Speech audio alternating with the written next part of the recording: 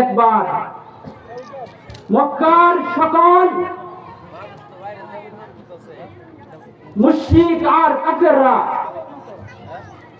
সর্বশেষ সিদ্ধান্ত নিল যে মুহাম্মদকে তো আর আটকানো সম্ভব হচ্ছে না, তাহলে তাকে একটা এমন প্রশ্ন করতে হবে দুনিয়ার মধ্যে সবচেয়ে কঠিন আর জটিল যে প্রশ্ন আছে তাকে সেই প্রশ্ন করতে হবে।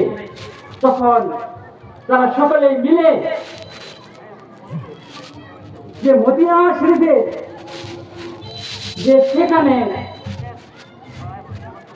ওই মদিনা শরীফের মধ্যে যারা ইহুদি পণ্ডিত রয়েছে যে তাদের কাছে পাঠিয়েছেন যে মুহাম্মদ সাল্লাল্লাহু আলাইহি ওয়াসাল্লামকে অত্যন্ত জটিল এবং কঠিন প্রশ্ন করতে হবে, যে কঠিন প্রশ্ন মুহাম্মদ সাল্লাল্লাহু আলাইহি ওয়াসাল্লাম দিতে পারবে না।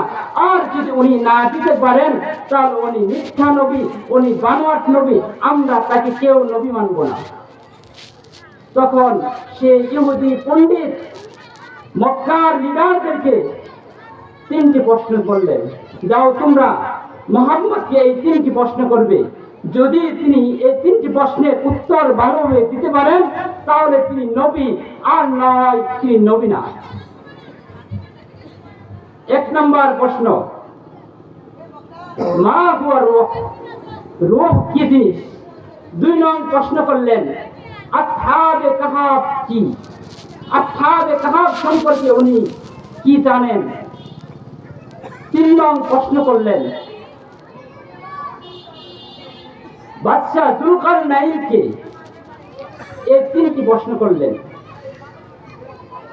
আল্লাহ রাসূল সাল্লাল্লাহু আলাইহি ওয়াসাল্লাম বললেন, যাও আমি তোমাদেরকে আগামীকাল বলবো। দ্বিতীয় দিন তারা সকলেই উপস্থিত হলো। আল্লাহ রাসূল সাল্লাল্লাহু আলাইহি ওয়াসাল্লাম ভাবছিলেন ওনার কাছে ওহী আসবে।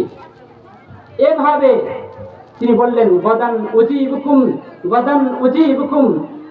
এভাবে পার হতে 15 দিন পর্যন্ত পার হয়ে যায়।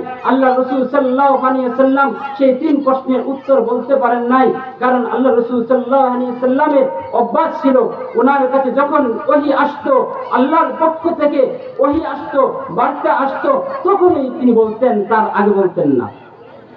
15 দিন যখন পার হয়ে যায় তখন আল্লাহ রাসূল সাল্লাল্লাহু আলাইহি ওয়াসাল্লামকে সতর্ক করে আল্লাহ পাক রব্বুল আলামিন আয়াত প্রেরণ করলেন, ওয়ালা তাকুলান্না লিশাইইন ইন্নী ফাইলুন যালিকা গাদা। হে মুহাম্মদ, আমার প্রিয় হাবিব, আপনি কোন সময় এমন ভাবে বলবেন না আমি আগামীকাল এই কাজের সিদ্ধান্ত তোমাদেরকে বলবো, আমি আগামীকাল এই কাজটা করব, এভাবে আপনি কোন সময় বলবেন না। বরং আপনি বলবেন ইনশাআল্লাহ আমি আগামীকাল বলবো। তারপর আল্লাহ রাসূল সাল্লাল্লাহু আলাইহি ওয়াসাল্লামকে একের পর এক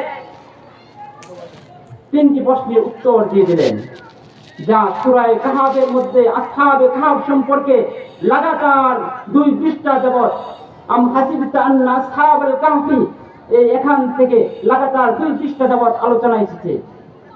তারপর যে আসহাবে কাহফ, আমি বিস্তারিত লম্বা আলোচনা 2 ঘন্টা করলেও শেষ হবে না, আমি একেবারে সংক্ষেপে বলছি যে আসহাবে কাহফ এক গুহাবাসী ছিল, কতিপয় যুবক ছিল, তারা নেককার বান্দা ছিল।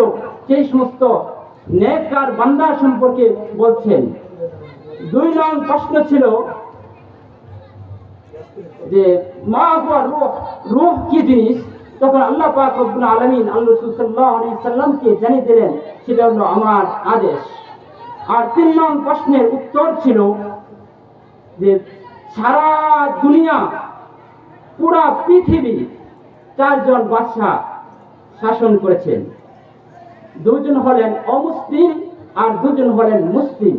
সেই 2 জন মুসলিমের মধ্যে হলো একজন হলো হযরত সুলাইমান আলাইহিস সালাম, আরেকজন হলেন হযরত বাদশা যুলকারনাইন। আর সেই বাদশা যুলকারনাইন সম্পর্কে উনি জানতে চেয়েছিলেন।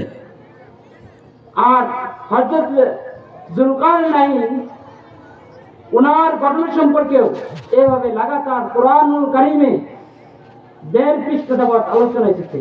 আর সেটার ব্যাখ্যা বিস্তারিত বলতে গেলেও 1-1.5 ঘন্টা সময় কমসে কম প্রয়োজন পড়বে। যাই হোক মুহতারাম হাজির, আমি আপনাদের সামনে যে বিষয়টা বোঝাতে যাচ্ছি যে আল্লাহ রাসূল সাল্লাল্লাহু আলাইহি ওয়াসাল্লাম স্বয়ং ওনার কাছে ওই আশা বন্ধ হয়ে গেল। কারণ একটাই, যে উনি ওনার কাছে প্রশ্ন জিজ্ঞাসা করছেন আর উনি বললেন যে আমি তোমাদেরকে আগামীকাল বলবো। আল্লাহ পাক রব্বুল আলামিন ওনাকে বললেন যে না, তুমি এভাবে বলবা না, তুমি যে কোনো কাজের প্রতিশ্রুতি দেবা সে তখন তুমি ইনশাআল্লাহ বলবা। আমার পকেটে টাকা আছে, আমি বাড়ি করব, আমি বিশাল বড় এক কাজ করব, এটা আমার করার কোনো ক্ষমতা নাই। সেই কাজের সাথে আমার আপনার বলতে হবে যে ইনশাআল্লাহ আল্লাহ পাক রব্বুল আলামিন যদি চায় তাহলে আমি এই কাজ করতে পারবো, আর নয়তো কোনোভাবেই সম্ভব হবে না। আল্লাহ পাক রব্বুল আলামিন আমাদেরকে বিষয়টি বুঝার এবং ওহার উপর আমল করার তৌফিক দান করুন। ওয়া আখিরু দাওয়ানা আলহামদুলিল্লাহি রাব্বিল আলামিন।